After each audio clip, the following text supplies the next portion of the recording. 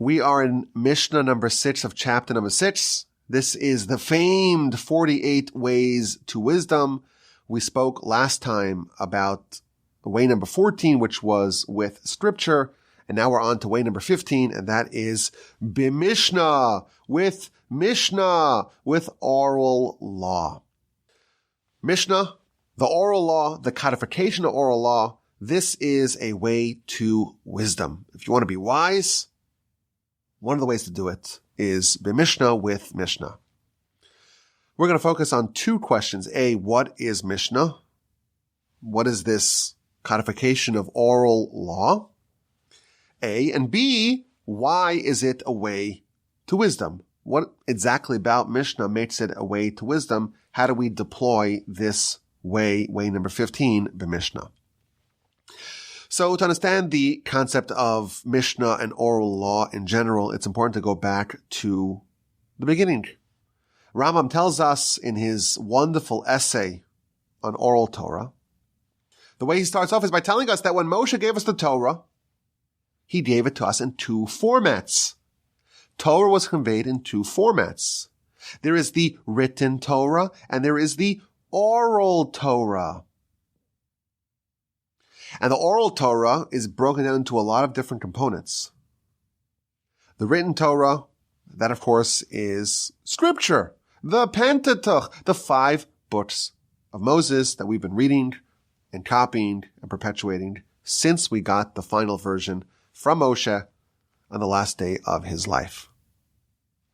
The oral Torah and its vast and different elements, that was perpetuated from generation to generation. Just as the written Torah was perpetuated in a written format, the oral Torah was perpetuated in an oral format from generation to generation. As of today, most of oral Torah is in fact written. So there was a decision that was made to canonize and write down and organize in a finalized format to write down what was previously unwritten, what was previously only oral. So to understand a little bit more about this, it's important to give some context. The Torah is the will of the Almighty. It's what He wants from us in this life. It is the manual for living. It is the complete, comprehensive guide for life that the Almighty gave the Jewish people. At Sinai, there's the revelation. The nation signs off and accepts. We will do and we will listen. They are accepting all of Torah. They are succumbing or they're yielding. They are accepting to whatever the Almighty has planned for them. And part of it is what is written down, and part of it is what is not written down and is instead conveyed to the nation. And on a basic level, you have the written Torah, and that serves as a framework for Torah. Torah in general is what the Almighty wants of us. The framework of that is the written Torah. The body of it, the essence of it, the actual details of it is the oral Torah. And this very unusual means of conveying this collected corpus of Torah, that's unique and is completely ingenious, of course. This is a way of perpetuating an enormous body of law and philosophy and really a complete, comprehensive guide to life. To do it in a way that humans, fragile, fallible humans who undergo a lot of trial, tribulations, expulsions, being marginalized in every way, we can perpetuate Torah and we can maintain what the Almighty gave to Moshe and Moshe gave to us.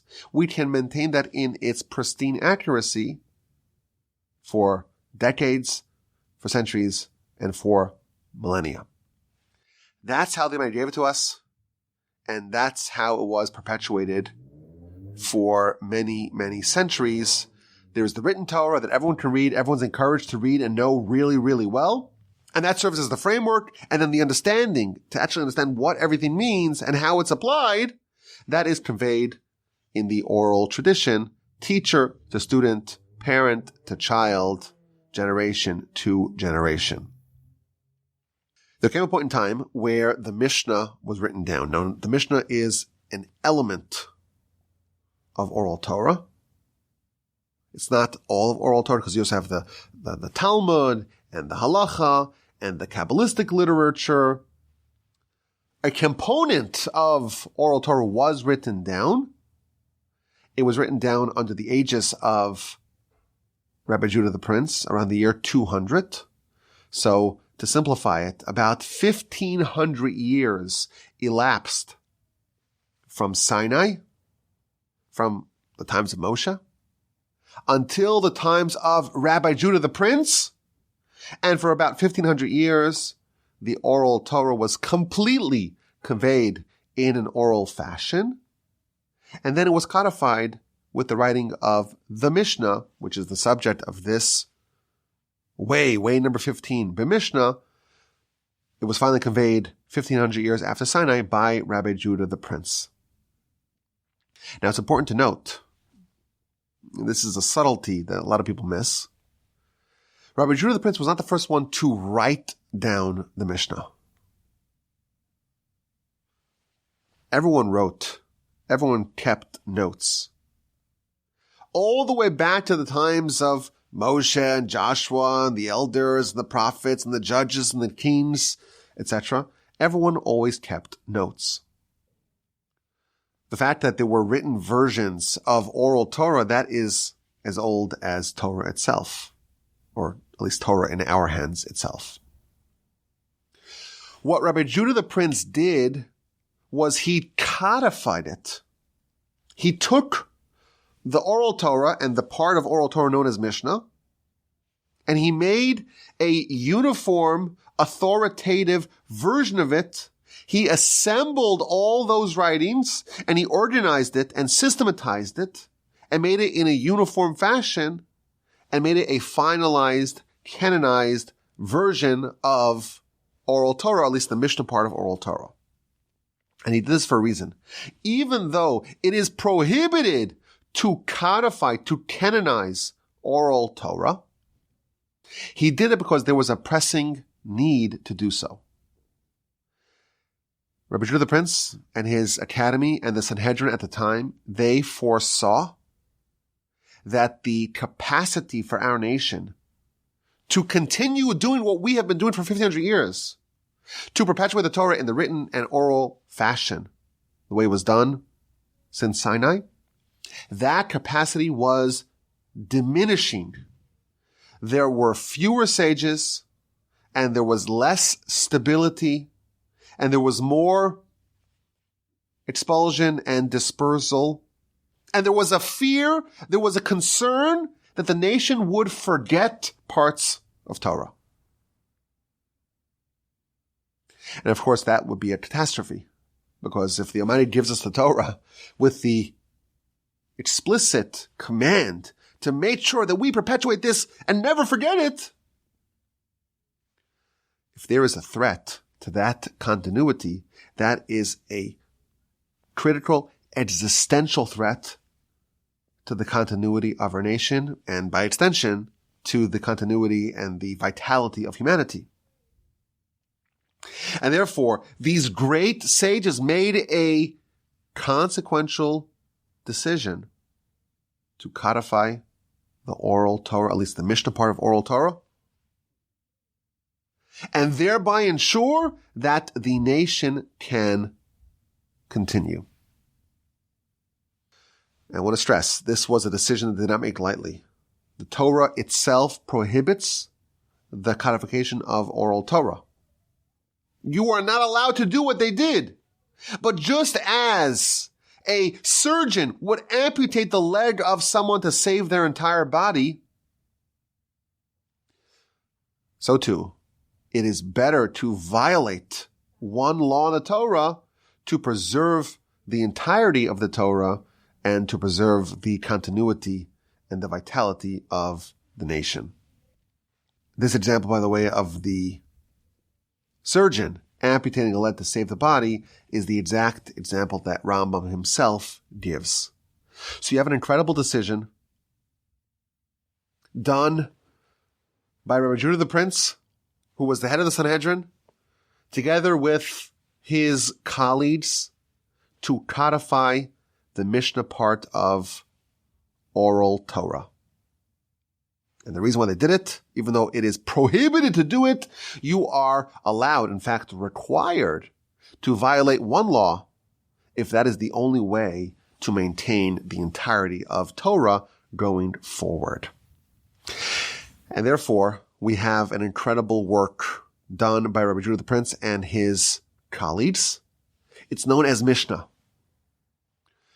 And it was, again, as I mentioned, a finalized, codified, canonized version of oral Torah.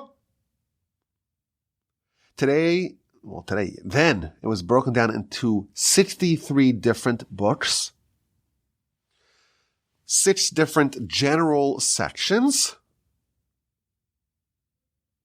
And this is a succinct delineation of oral Torah. Now, we'll note that while the great sages wrote down, codified, canonized oral Torah, they only did it to Mishnah.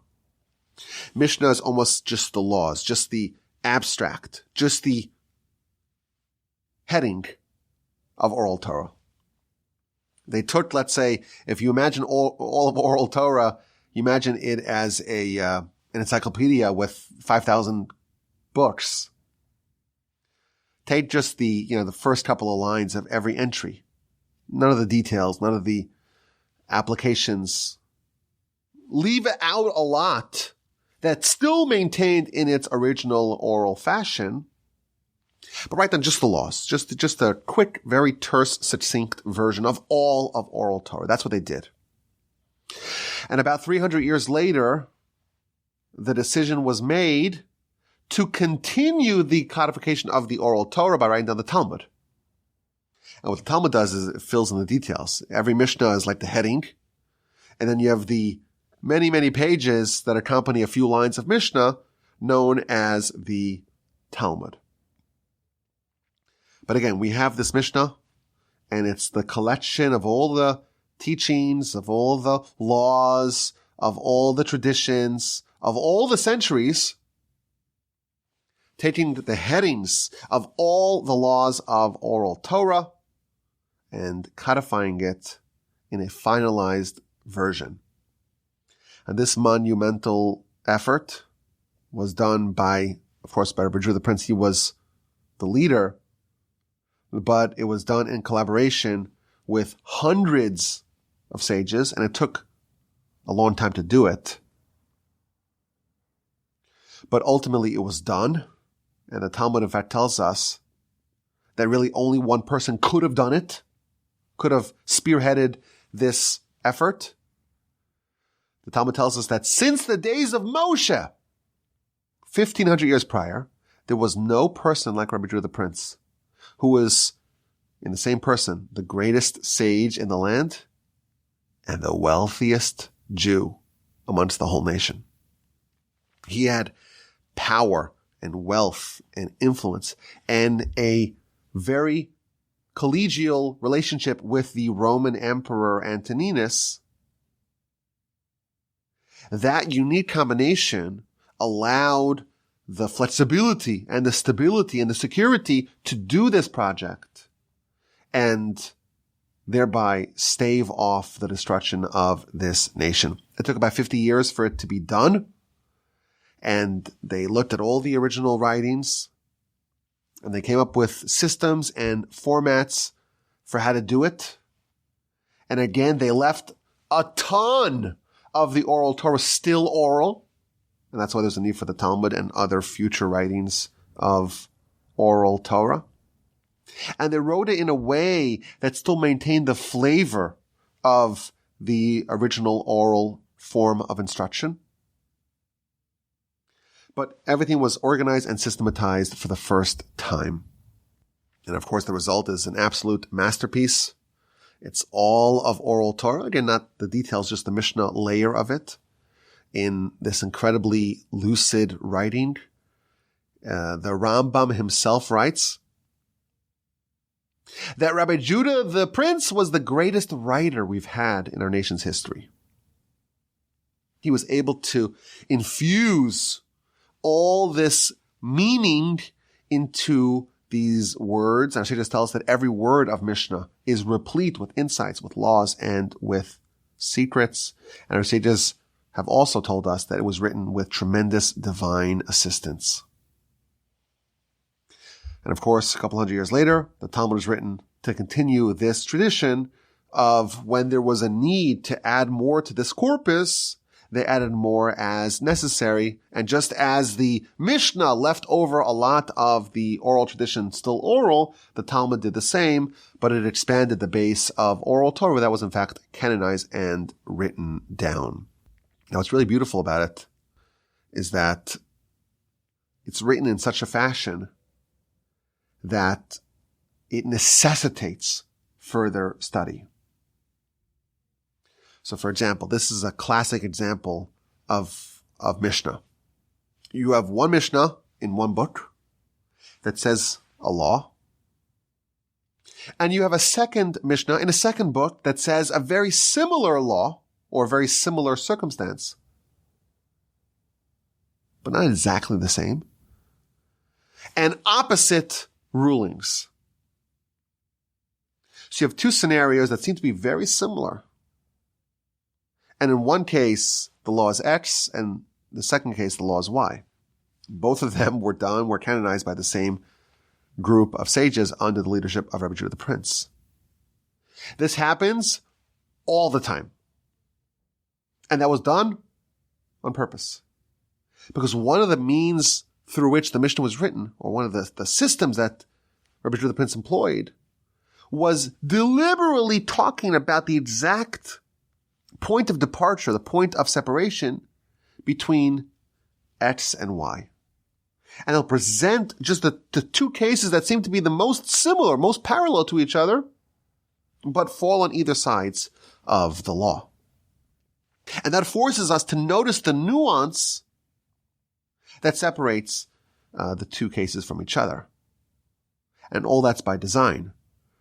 It's forcing us to ponder further, to understand the fine difference that separates the two cases, and thereby to preserve the law in its original way. What results is a handbook. No one says that all of oral Torah is found in the Mishnah.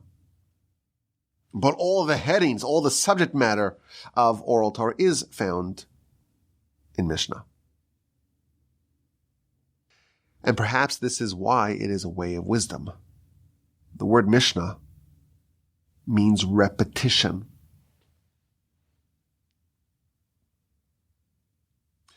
The reason why Mishnah is called Mishnah is because it's important to repeat it and to study it over and over again.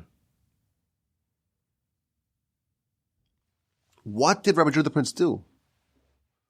He took oral Torah and he took just the laws of it and he wrote it down and canonized it in a way that it can be reviewed and it can be adopted and absorbed as a framework for all of oral Torah. And when you review it, and you review it again and again and again, you now have the complete framework of all of oral Torah. You can maintain it, and you can remember it, and you can hold on to it. In effect, the Mishnah is a framework for remembering all of oral Torah. Not, of course, all the details, because you need the Talmud and the other writings of oral Torah to really round it out. But the skeletal outline of all of oral Torah is found in Mishnah. And perhaps this is why Mishnah is a way to wisdom. Because really, we are encouraged, if we want to pursue any wisdom ourselves, we are encouraged to have a Mishnah framework for everything we want to maintain. You want to study something. You want to understand something. It is imperative that you review it and that you develop some sort of structure, some sort of framework that you can kind of keep. And every idea that you encounter, every thing that you learn, it fits into your pre-existing structure. If you just have some scattershot ideas here and there, it's not organized, you may amass a lot of knowledge, but your path to wisdom is closed. Rabbi Shua the Prince did a half job. He wrote down oral Torah, but he only gave us the laws, and there's so much left unwritten. Yeah, that's by design. What he did give us is a framework that if we review and understand really well, everything else that we encounter can fit in neatly in that existing structure. This is a requirement to wisdom, to have a structure in which everything can fit in. And that structure is not going to be fully fleshed out, but it's going to be comprehensive. And if you have a comprehensive structure that you repeat and review and study and really understand, then every little node, every little bit of wisdom that you are able to absorb, it has a place. It fits in to the bigger picture. Now, there are other works that can fall under this category. So, for example, Maimonides, Rambam, where he wrote the 14 books, the Mishnah Torah. That too leaves a lot unsaid, but it does present a comprehensive framework in which every bit of knowledge can fit in. The Shulchan Aruch, similar thing. It takes all of Jewish law and organizes it. And in every law, you know where it fits in. But I think in anything that we want to study, we have to have the big picture.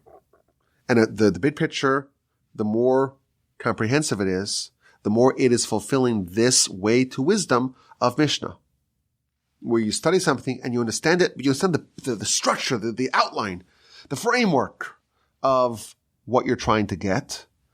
And once you have that, inside of that framework, you can actually build the edifice of wisdom that you're trying to build. So, of course, the Mishnah itself is an integral part of oral Torah. And the writing is a total masterpiece. And the work was, in fact, successful in ensuring that we are able to perpetuate the oral Torah to the next generations.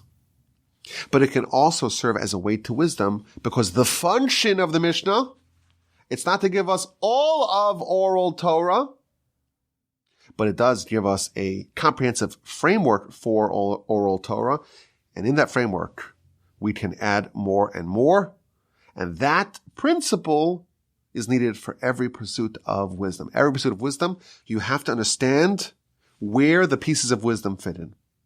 And if you just have a lot of isolated, discrete little bits of wisdom, and it doesn't fit into one big picture, you're not going to be able to complete what you set out to accomplish. This is way number 15, B'Mishnah, with Mishnah, which we are understanding as with a framework of knowledge, a framework of wisdom. Even if it's not comprehensive, there's lots of things that are not written down, but the structure, in fact, is comprehensive. And inside such a structure, the details can be filled in and the path to wisdom can be blazed. I appreciate your attention and listening. It's great to be back here in the Torch Center in Houston, Texas. I look forward to your questions, your comments, and your feedback. And you can always email me, rabbiwalby@gmail.com.